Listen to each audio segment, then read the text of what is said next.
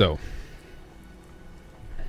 you want to learn how to live stream from your webcam and from your desktop. So I'm going to do two separate videos because I use a different software than what I'm about to recommend, because I do have the tools, the equipment that I need to be able to actually broadcast professional stream from, my house or from my office.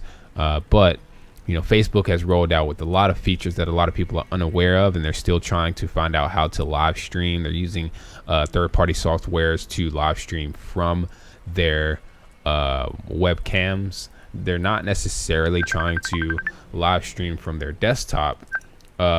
So I'm just going to show you how to live stream from your webcam first. I want to take a second first, though, and tag a friend in this stream so that I can make sure that she's watching it.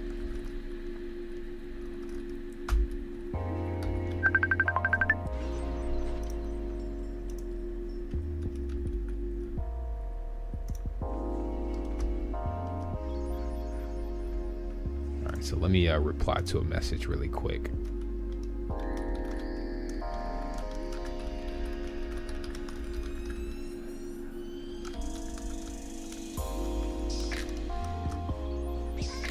Okay, so this is a pretty simple technique. It's not really a technique. It's actually a feature that's built into Facebook. I've been doing a lot of live streaming on Facebook since live streaming was first presented, not necessarily to Facebook, but a lot of people have been live streaming from mobile devices. I was one of the first people to actually be able to broadcast directly to Facebook using third-party software, but now Facebook is actually starting to integrate live streaming directly into Facebook. So let me show you how to do that. You want to go log into Facebook, obviously on your desktop, and you want to go over to the left-hand column on the home page. You want to go over to the home page and go to the left-hand column. You're going to scroll down and look at the Explore tab or the Explore column in the left-hand column. Okay, and then you're going to go down and find live video. So live video actually takes you to the Facebook Live map, where you can see basically who's live in different locations, how many people are actually watching those live streams, and the connections of people that are connected to that live stream directly, whether they're engaging to it or commenting on it. Usually, let's see, let me hover over a couple. I don't know if they've removed this. Let me see if they removed this feature or not. And plus I'm going to mute Facebook or Google Chrome. Okay, so let me just click one. Maybe the feature is removed, but usually what I was able to see is when I hovered over someone's live stream, there would be lines drawn from that live stream to other people who are watching, and you'd see a large number of lines, but maybe that's not a feature anymore. Okay, so one of the newest updates from the Facebook Live map is the option to go live in the top right hand corner. So we click this button. I'm actually live streaming to you guys from a program called Telestream, which I'll drag over into the window. This is what it looks like. I'm going to do a separate video on this. This is a little advanced. I actually spent over $1,000 on this software, but that's, so that I can do more advanced things like call out different cards and things like this right here. Okay, so with Facebook Live Map, you have the option now to post a live video. I can say something about this video. Hey, just testing live stream from the desktop. All right, I'm actually about to go live 3 times on my profile. I'm going to delete 2 of the streams, but I just want to show you how this works. Of course, I want it to be set to public. I'll go over to next, it's going to open up a new tab. I'm using Google Chrome, so the web browser you're using may play a role in this, and it may not have any impact whatsoever. So as you can see, I'm live streaming, and I've got some more professional equipment set up. I've got an audio interface under here. I've spent a lot of money on this software to be able to live stream directly to my desktop. So with this Google Chrome window open, I'm going to go ahead and click on this icon in the top right hand corner that looks like a camera, and basically this allows me to control what microphone to use. And I'm going to change this microphone actually to let's see, I'm going to change this to default. I don't know what my default is, but I don't want to take the microphone rights from the software I'm using right now. So the camera is Microsoft Livestream, which is my webcam right here. And once I've got my microphone and the camera set up, I'm going to make sure that the continue allowing https facebook.com to access your camera and microphone is checked. And we're going to click on done. You can also do manage media settings. I think this has something to do with your settings in your browser. But it has a new window open, and I can go live.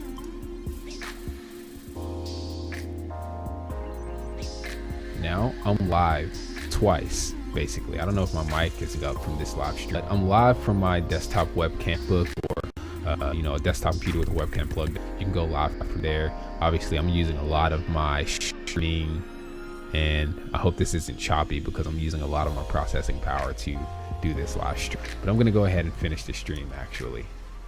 Ending live video. Your video is ended, blah, blah, blah. I can delete the video. I'm done. All right, so there's how you go live from your desktop webcam directly in Facebook. As for what I'm doing now, going live from my actual desktop and showing you my screen, again, I use a program called Telestream Wirecast. I'm using the pro version. It is, like I said, it's over $1,000. That's definitely something I recommend if live streaming is super important to you, and if you want to get into some crazy broadcasting for webinars and how-tos and your YouTube channel, etc. Get this program. I mean, it's incredible. I've been using it since live streaming from the desktop. Well, since live streaming was a thing on Facebook, but I was one of the first people to stream directly from my desktop, along with people like CNN and big companies who had access to this software. So yes, I was one of the first to actually buy this for streaming music and how-tos and video games. I can cue different cards, different titles. I use different titles. These are my title cards for my YouTube channel. So I've got one for WordPress, one for Apple and iOS devices, one for WooCommerce, one for YouTube, one for Facebook Messenger, Snapchat, and Facebook. This is the one I'm using actually right now. And I've got other overlays that I've designed to throw over my images in case, I need to hide certain content while I'm live streaming, and different things like being able to pull in my laptop and my smartphone. This is Telestream Wirecast, and I'll show you how to set this up in a different video. But right now I'm actually going to go ahead and pull up my iPhone and of course my desktop simultaneously to show you basically what this software is capable of, where Facebook is not necessarily lacking. I don't think Facebook needs to have this implemented.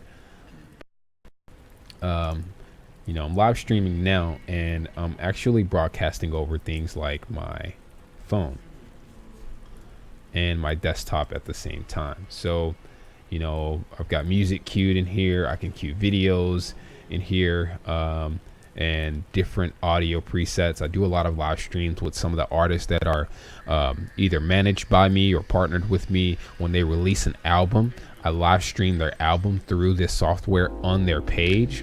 One of the cool things that I can do is I can go live to Facebook profile, and every page I manage or I'm an administrator of, such as my business pages, I can go live to every single Facebook page all at the same time if I wanted to, and YouTube and Twitch and all these other things. So what I'm actually going to do really quick is go back over to my desktop.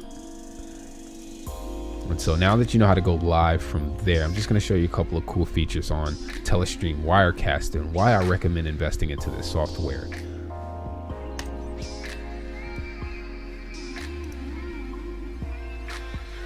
So I'm going to open up a new Wirecast document if I can.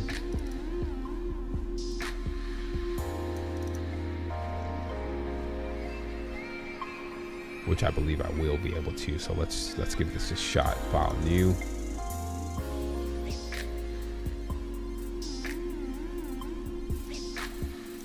Okay. And this is basically Telestream Wirecast. This is how it works. You have your left hand preview window and you have your right hand live window. This is basically everything that your audience will see. On the left hand side, this is everything you are going to see before you broadcast it over to your audience. So you want to make sure that certain cards are positioned properly before you broadcast them live. You can see them here. By default, I like to turn off the playback icon so that I don't hear myself talking or the music that's playing back. Sometimes it'll create feedback and my headphones will ring out from my microphone. So I turn that off there. And a couple of cool things you can do is bring a lot of PNG layers onto your shot. Okay, so I'm going to create a shot from my desktop. We're going to change this source to actually, let's delete this first. I'm going to create a new shot, and this is going to be a screen capture. So this is a good way to record your screen. If you're trying to even create a screen recording and you're not interested in broadcasting, you can even just record your screen and generate HD videos in real time. This is so optimal. This is, I think, in my opinion, this is better than Camtasia. This is better than ScreenFlow. This is better than a lot of the apps that are built for video editing and screen capturing. It's incredible, and it makes sense that it's $1,000. But you know, if your computer can handle it, if you meet the minimum required specs, this is something that you might definitely be interested in purchasing. It's helped my business grow tremendously. Even though it's $1,000, I've made far more than $1,000 from the authority that I've created from live streaming, how-to videos, and basically giving away all of my tools and techniques. The people who take advantage of those tools and techniques weren't going to pay me for my services anyway, but I've created authority and built instant trust by live streaming and showing people what I do and why they should pay for my services. Okay, so you know, $1,000 investment has created profit 10 times over from this software. So here I'll grab let's see, I've got 3 monitors hooked up to my computer. I don't know if you saw that in the webcam, but I can choose monitor, window, or game. In this case, I want to do an entire monitor. We're going to do 25 frames per second and show mouse cursor. We don't necessarily need to capture system audio here. I'm going to select, let's see, monitor 1. Okay, I'm going to do, yes, monitor 1. Full screen. This monitor is in 1080p. My first monitor is 1440p. So I like to use my 1080p monitor to broadcast so that I can have the full aspect ratio and design my PNG assets in 1080p. As far as audio settings, I like to keep it set to default, which is off, and I hit OK. So now this brings in my screen, but what I can do is I can throw on top of this a media file. So a PNG that I've designed in Adobe Photoshop or Fireworks. Let's go over to desktop and see if I can find an example. So I've designed these little assets here that I think are kind of cool. I'll even take my Facebook Messenger code and I'll throw that in there too.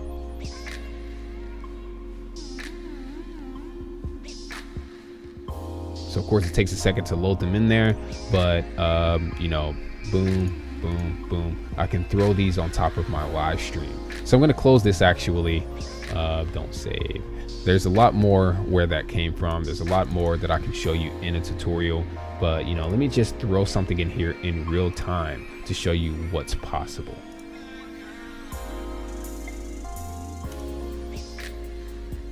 So I'm going to throw up a logo that I designed. I like to design parody logos. So Petty Hut, Petty King. I'm actually going to throw that and my Facebook Messenger code. And right now this is, let me make some adjustments to it. Okay, that's cool. Right now this is in my preview window, but let's say I want this to transition in from the top or from the left and decelerate, and I want it to transition out to the right, and I also want it to accelerate out. When I send this actually into my stream, I'm going to use a smooth transition, and this is what it looks like. So all I need to do now is take that layer on that timeline and bring it back to an empty shot, and it'll transition out. By default, this is the and this is the transition out. So I can throw multiple layers on here. Let me go over to my layers panel, and you see I have the iPhone, the and the laptop. Let me actually cut these two layers off. So if I bring this in, that's what the iPhone and the laptop look like with no screen behind them. I actually have a screen capture software, or I'm using the screen capture to actually import my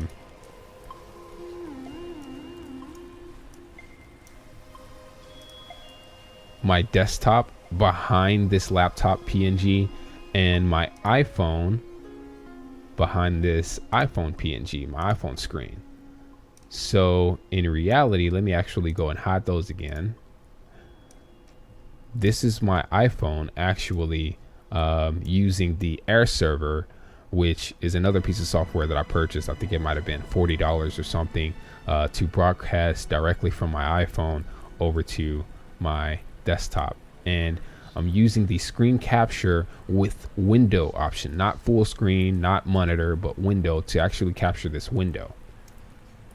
And by capturing that window, I can position the window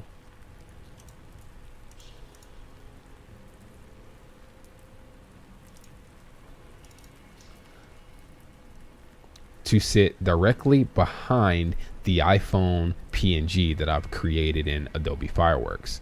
So if you have any questions, shoot me a comment in the comment box below. If you have any issues with live streaming from your desktop or from your laptop, again, shoot me a comment or send me a direct message. Maybe I can give you a little advice or direction as far as getting everything set up.